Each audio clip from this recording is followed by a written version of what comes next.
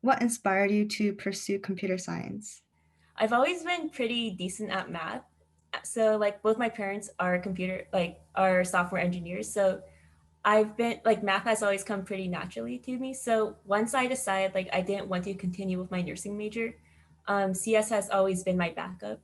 But like so at first I can't say like I was really passionate about CS when I first went into the major, but like as I've learned more and more about it, I think something that really inspires me about CS is just like it's such a big field. There's so much things to learn and you can never really like know all of CS. And for me like I just really like learning things in general. So it's really nice to always be like learning about something new and like being in such a young industry too.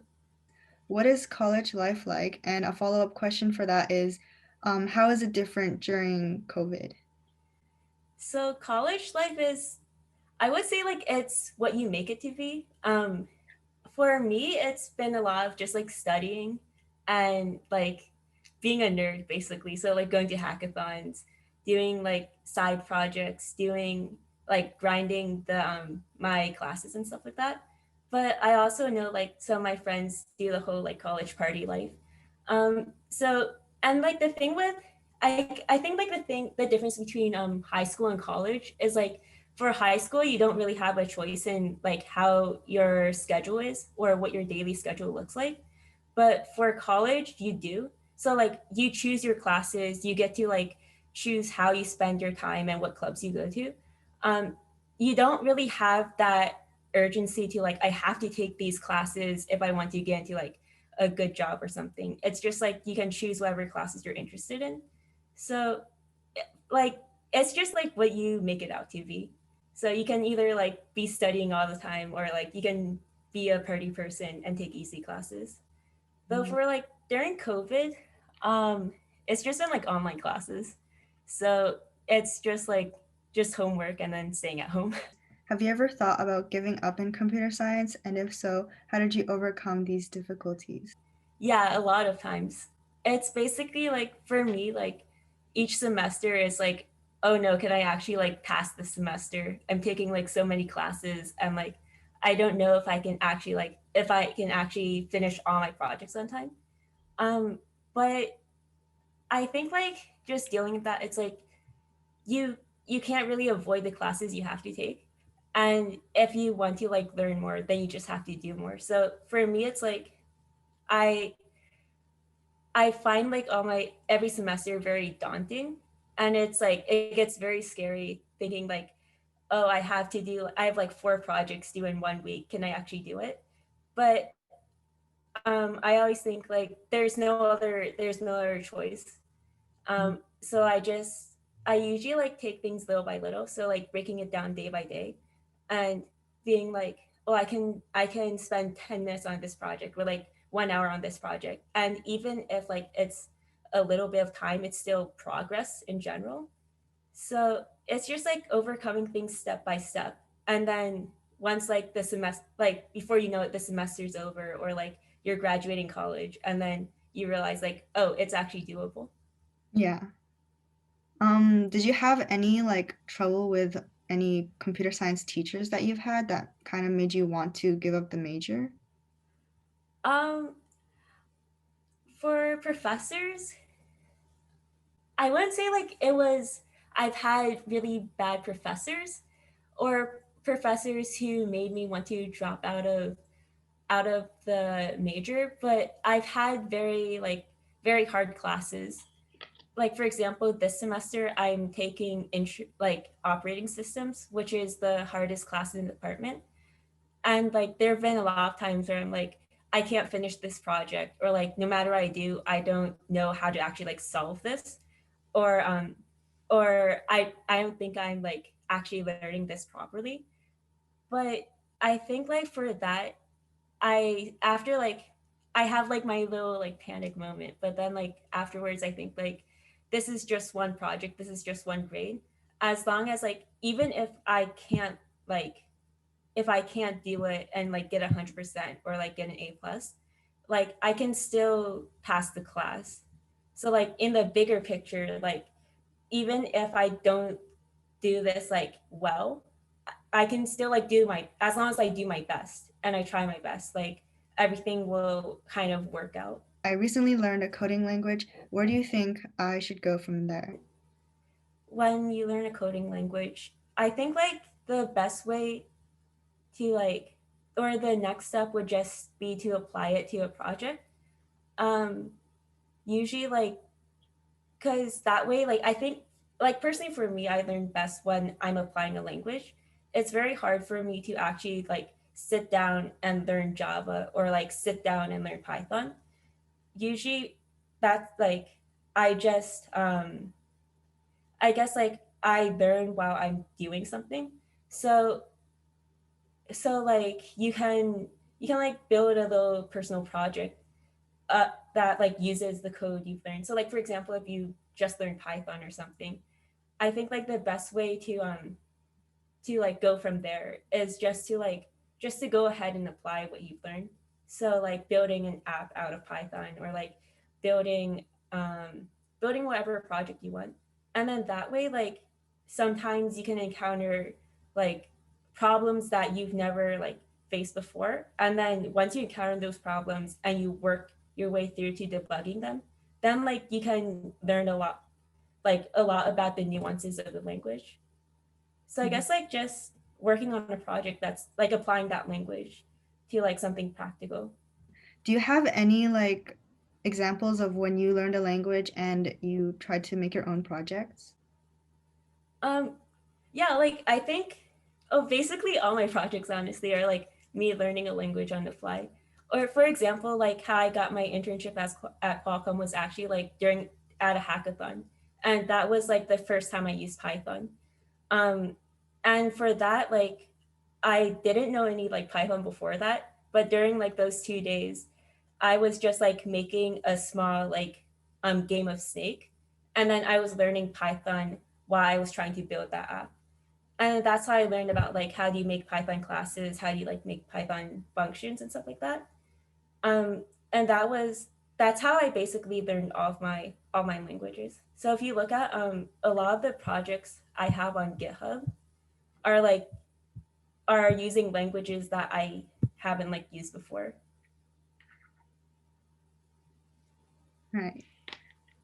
Um, Definitely should keep that in mind for anyone who's trying to learn new coding languages. What motivated you to switch your major from nursing to computer science? I know you already talked about like being more affluent in math, but was there any other things that motivated you to switch?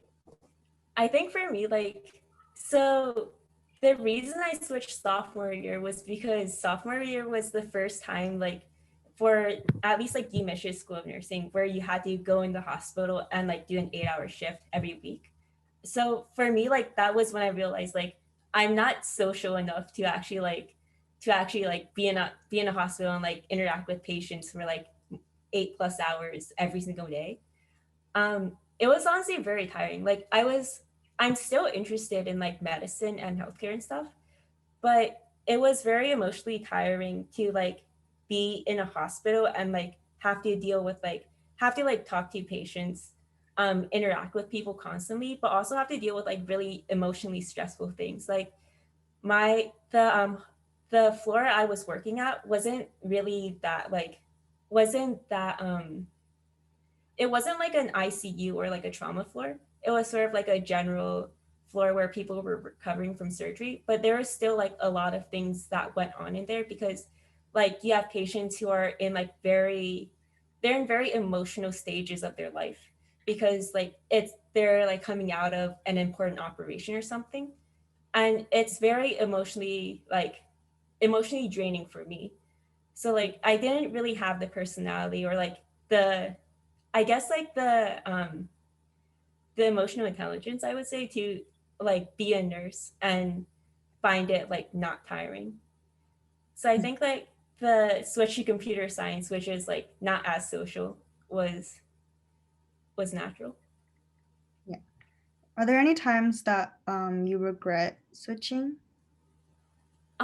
Honestly, not really. Like I guess I kind of regret switching schools because I left a lot of like my friend group back Mhm. at University of Michigan. and it was a little it, I guess it was a little strange being sort of 1 or 2 years older than so like felt it felt a little isolating because I wasn't a traditional college student, or I didn't see myself as like the traditional college student because I felt a little behind. But besides like besides like having to rebuild my social circle in college, I don't think like I really missed the nursing major itself. Mm-hmm. Yeah. I think I regret like not being in CS first Oh, and yeah. losing those first 2 years. Yeah. I guess another question would be to like anyone who's about to go into college or who's in college right now and they're not interested in their major, would you like on a scale of 1 to 10, how much would you suggest for them to switch to a different major? um, I think like you have like for in my opinion, like the first 2 years of college, you don't have to worry too much about like, do I have to commit to a major or do I have to like force myself to like this major that I'm not too sure about? You have like the ability to switch your first 2 years of college. And then like by junior and senior year, then you have to really commit to whatever major you've selected at that point. To be honest, for like a lot of people who aren't sure if they're gonna if they like which major they're gonna do, I would honestly recommend something like community college because that way you can save money and you can like explore around without it being too high risk. For me, like University of Michigan was like the 1 year tuition cost more than like my 4 years at University of Maryland because I was paying out of state at that point. Mm-hmm. So it like while while like I did enjoy my time there, it still cost me a lot.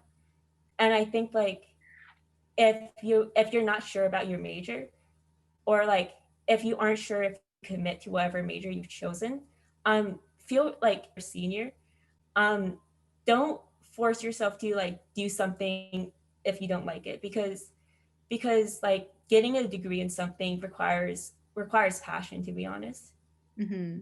Yeah, especially for like once you take those hard classes, you really have to rely on like how much you want to work in that specific industry to like push you through those harder classes. Yeah. Okay. Our next question is for someone with no experience in coding, is majoring in computer science feasible? Definitely. Like when I started my CS major, I had no experience in coding, and it's definitely like doable. The When colleges look at potential applicants for like a CS degree, they aren't exactly looking for like prior experience in coding because it's not you don't really need to know like have coded before to have good potential for coding. It's Mm-hmm. more about your strength, um how like well you are in like how good at you are in reasoning, and like how good you are in math. Mm-hmm.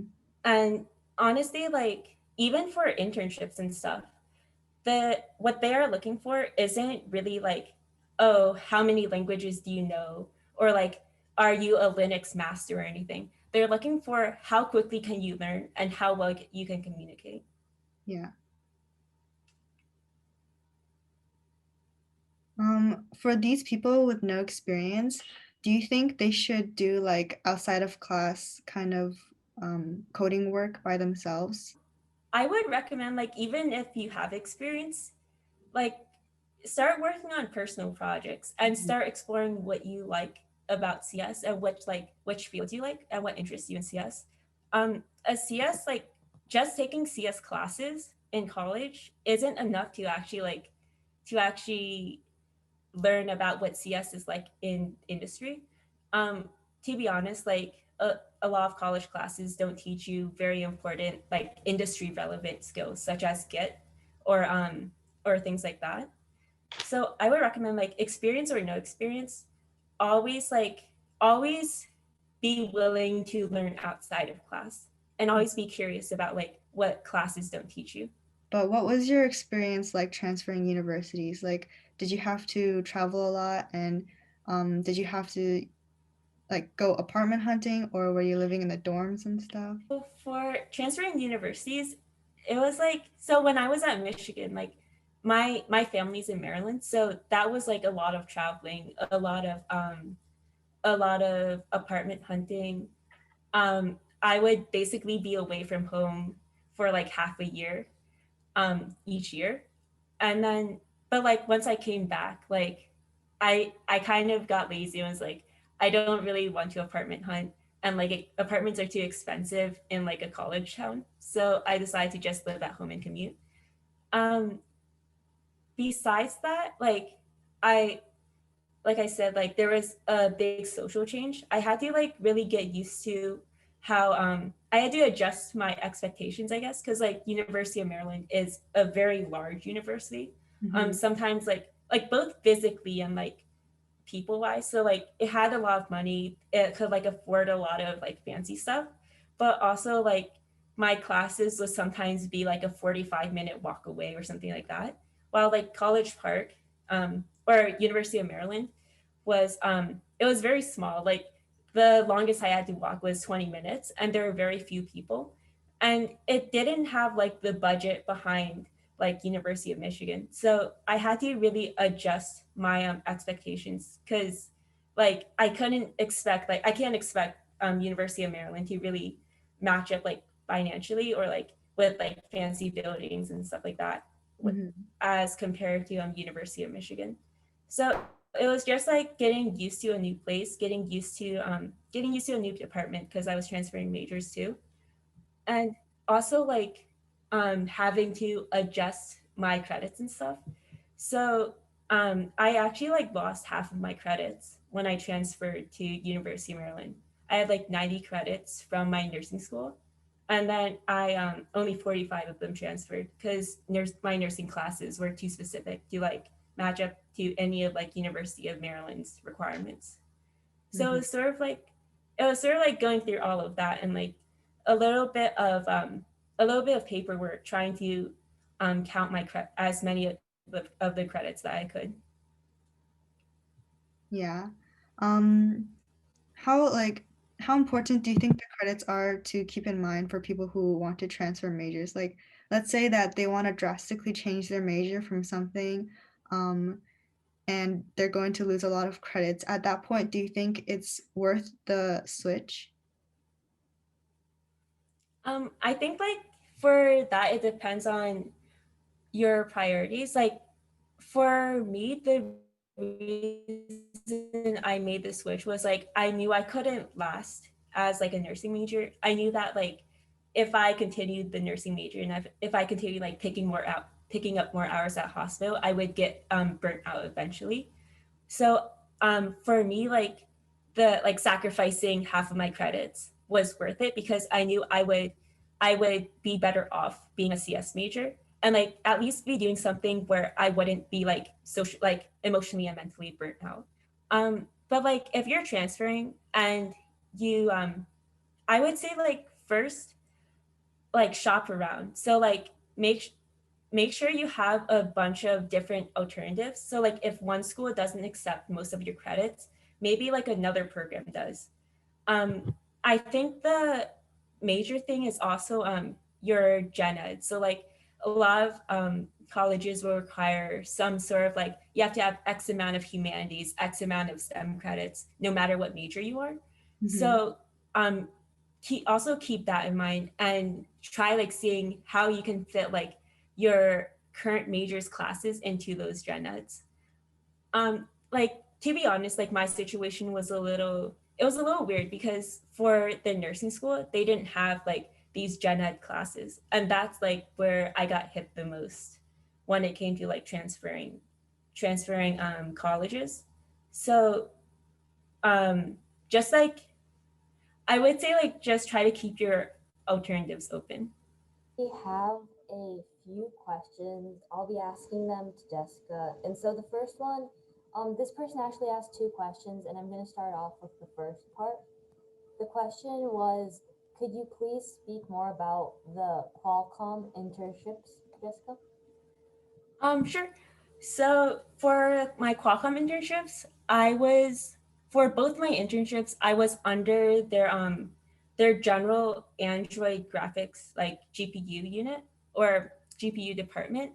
My first internship was during my first semester, or it was during the summer after my first year as a CS major. And that was sort of like working on internal tools.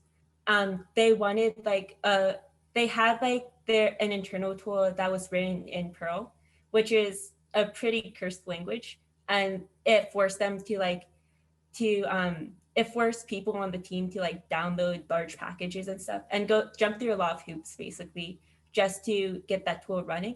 So my job was just to translate that tool into Python and then add like a graphic user interface on top, plus like a command line interface on the side.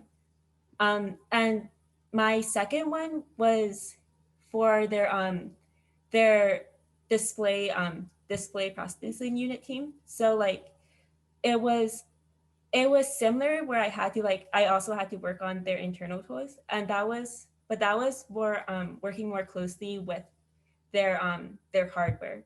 So my second internship was involving like reading registers that were on the DPU chip.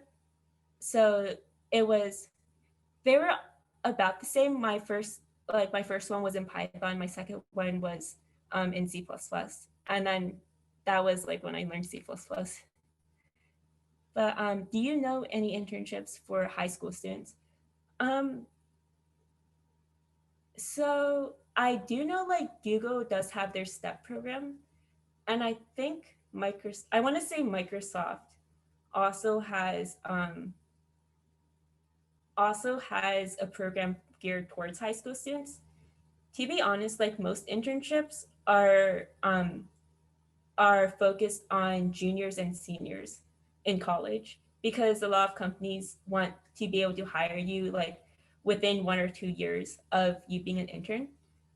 Um, but I think like if you look around or if you like ask local companies, they might be accepting high school students for internships. Okay, sounds good. Our third question was actually, what do you hope to do after college? Honestly, like I'm not too sure. um, I guess like short term, I want to like get work at Qualcomm for a few more years. Hopefully, um, de- depending like maybe transfer to a different company, hopefully Apple or something. Um, to be honest, like I kind I kind of like I kind of got my Qualcomm internship by chance, and then that's when I realized sort of you really don't know where um where life really takes you. So like just like I don't know. I don't know what I want to do after college. Probably just like work a few years. Hopefully like work my way up to like become a team manager maybe. I don't know. Oh, but what I do know is like I do want to get a graduate's degree. Like for me personally, like I don't think my undergrad education was a lot. Like I feel like there's just so much to learn in CS, and like I don't even know like a quarter of it, to be honest, even as a senior. So definitely like get a graduate's degree and actually like find out which like subfield of CS really inspires me. That makes sense. Our next question is, do you know of any scholarships for high school students? Scholarships for high school students.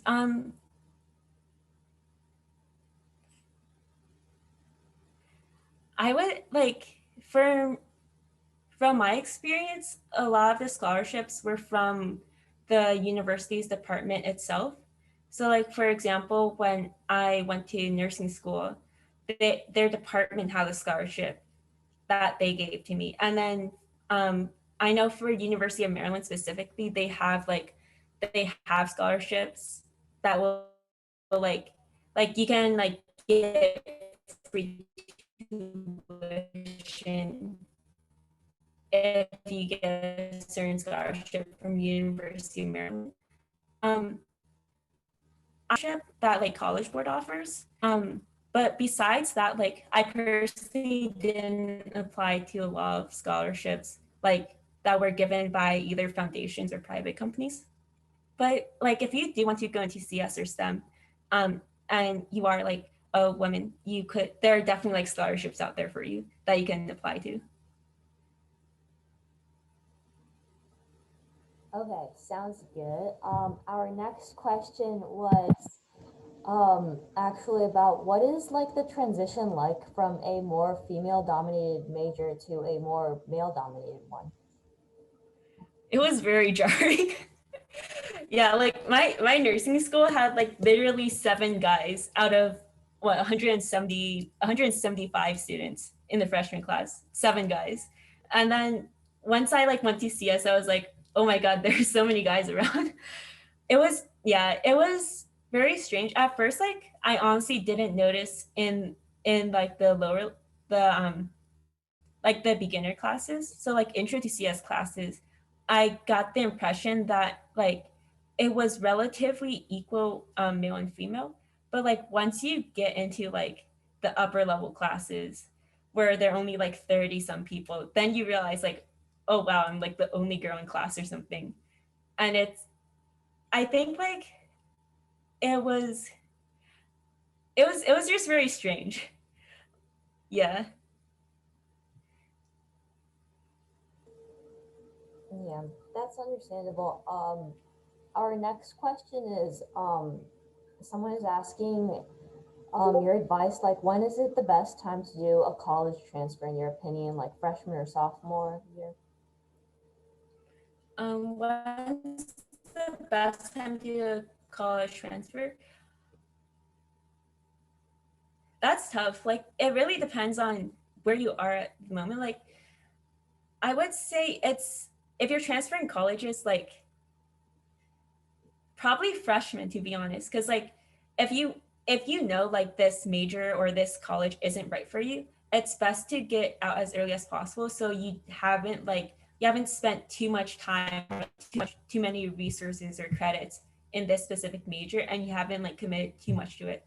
That way like you can sort of like switch colleges. Like by the time you're a sophomore, you've honestly made like you've already had like settled down in that college. You've made your group of friends, hopefully, and you've already like built a life in that college because like you've already spent a year there. So it's pretty hard to just like up and like leave that college. So I would say like freshman, but like also I would say if you if you aren't sure but like you really like this major but like you aren't doing too hot in it or something like that, um don't don't give up too easily. I would say like find that like balance, find like there's like a fine line between those two. Yeah, it's honestly like hard to say, to be honest. Yeah, no, that's definitely understandable. But our next question is if you had any like specific personal experiences with the gender discrimination, you like with gender discrimination in general that we talked about earlier. Personally, no. Like University of Maryland has been really good about like supporting women in STEM. um I've personally found like a lot of female friends who also do STEM. So it's like I haven't really felt isolated as like a woman in CS. And I've been able to find friends and peers who are like who are also in like a similar situation as I. So personally, I haven't like really experienced any discrimination. That's really good. Our next question actually goes back to the college transferring. Um, and the person was asking if you're going to transfer colleges and you don't make the transfer if you don't like if they don't accept you, does that damage anything from your current college? That would really depend on your situation. So I think like, because like in my situation, I was transferring from the nursing school. And at that point I had already like transferred. I had already confirmed a transfer to like a separate department in like the University of Michigan.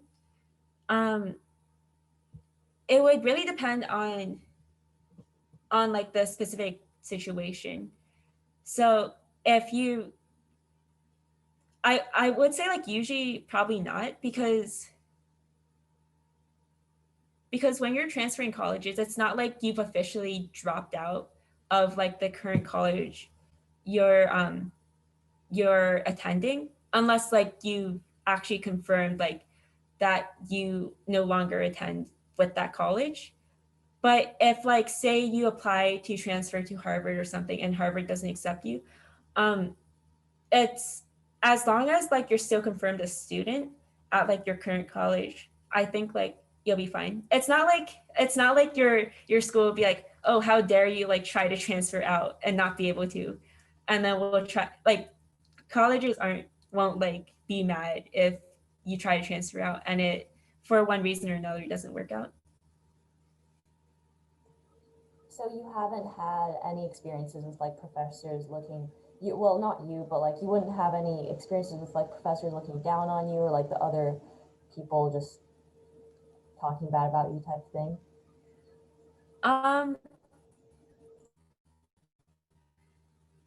not really. Like, so when you're transferring like colleges and stuff, that's between you and maybe your advisor. Like, I honestly didn't even tell my advisor that I was transferring colleges. Like, it's like it could be between you and your advisor. It doesn't have to be. It's like that is like your own private business. That like your it's up to you to disclose to whoever you want about like transferring and stuff like that. Professors and stuff like if they look down on you for transferring, I feel like that's on them. Like I don't know.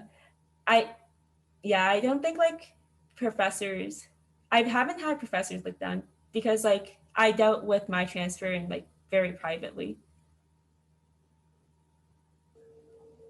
It's nice that you could do it privately. I think that that's important. Our next question was actually about like what websites or resources would you recommend for beginners trying to learn to code? Do you have any ideas? Websites and resources. So for general like languages and stuff, um I know Geeks for Geeks and W3 schools are pretty good if you're like looking up a quick reference or like you want to know like, oh, how do I make a class in Java or something like that? Or what are the list functions of Python? Those are two very helpful resources. I personally haven't used like, I know a lot of people recommend sites like Udemy or like sites that will like actually give you a crash course to a language, but I personally don't use those a lot. Um, this might I haven't seen people recommend this, but I would highly recommend you like read through any official documentation for that language. That way, like those are the most helpful. Sometimes like they might be hard to read and you might have to like sometimes the terminology is a little strange, but I think like those are often the best resources. Otherwise, it's just like looking through Stack Overflow questions or like looking through obscure email chains and stuff like that if your bug is really bad.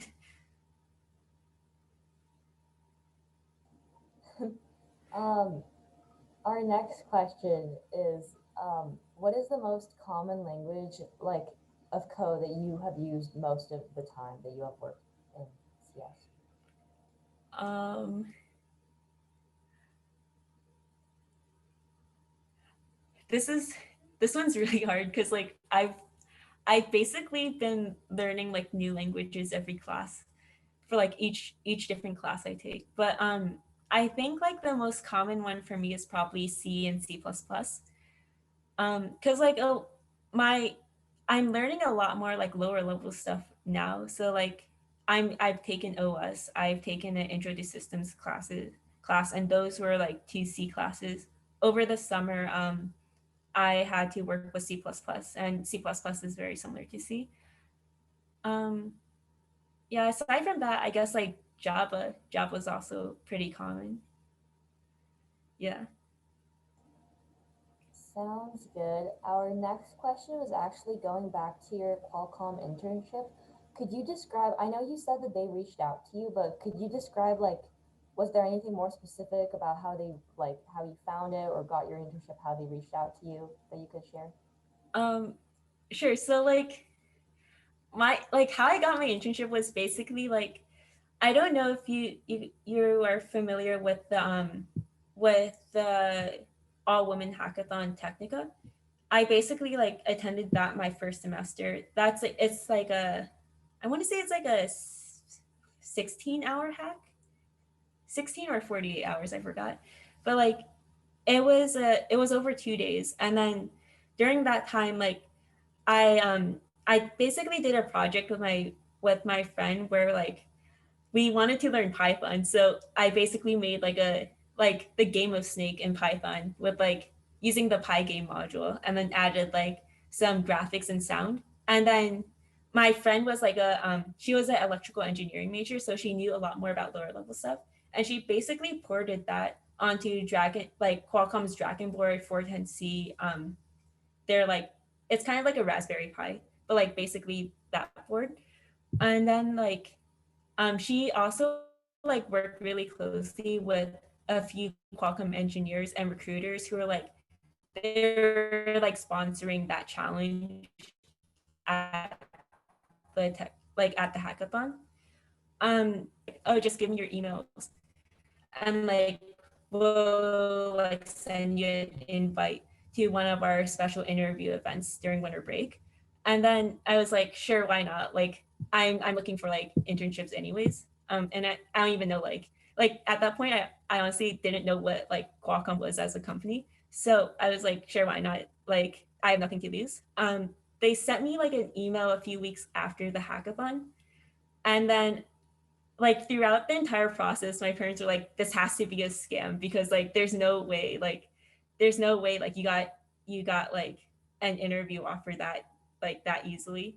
But during like winter break they just flew me out to California, and we did like a 2-day event where I did 2 technical interviews. And then after that like they just gave me an offer. So yeah, I guess like the general gist was I got really lucky. Yeah. That sounds awesome. Our last question is actually, I think, a really good way to end off our panel. Someone asked if you could comment or like the current job market for CS graduates. Like, is it harder? Like, how hard it is to get a job because of the COVID-19 situation? Um, yeah, definitely like it's definitely way harder to get jobs in this current market because of COVID. I know a lot of people have had their internships canceled and a lot of like full-time offers rescinded. Um, yeah, I know like some companies are like still hiring, are looking to hire. I know like Qualcomm is still interviewing and hiring people. Um, but definitely like it's definitely a lot harder than usual to get a job for CS grads. Um, hopefully like by the time you guys like graduate college and get a degree, like it won't be like in this sort of situation. But usually like the job market is really good for CS. I know like a lot of people online sort of make it out to be super competitive and like super draining just to like do interviews and apply online. But like to be honest, that's if you're trying to like get the really fancy like Google tech jobs. But yeah, like in general, it's not like if you have a CS degree, you will find a job one way or another. It's just that like for because of COVID, like a lot of companies have been really cautious about actually hiring people due to like stocks dropping and stuff like that.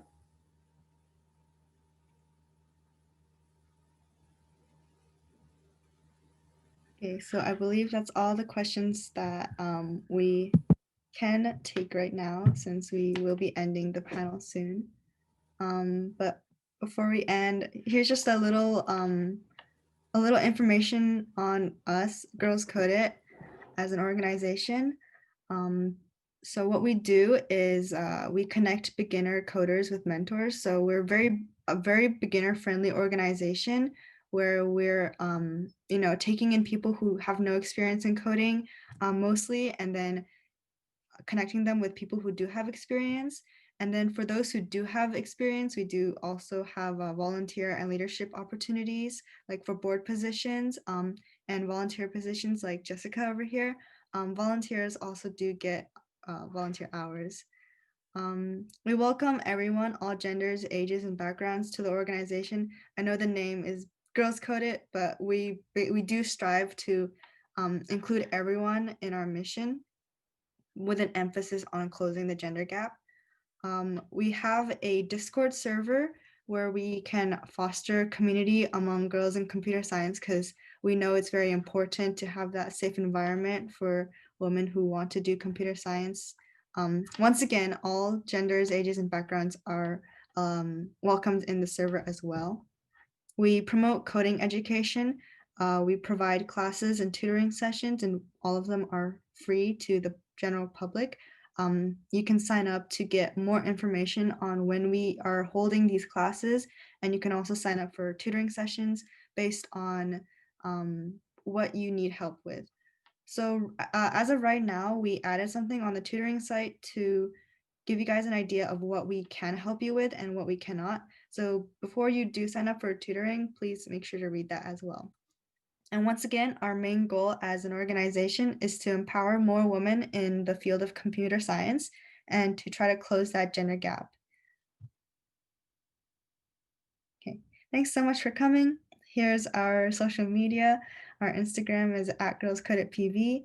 We have our website. It should be in the chat right now. Thank you so much, Simone. And then you can email us if you have any questions at team@girlscodeit.org. Oh, we had a QR code on the last slide to scan to become a member. So we also have another link for that in the chat, but I'm gonna go back here in case you guys wanted to scan. And that's basically it. Please check us out.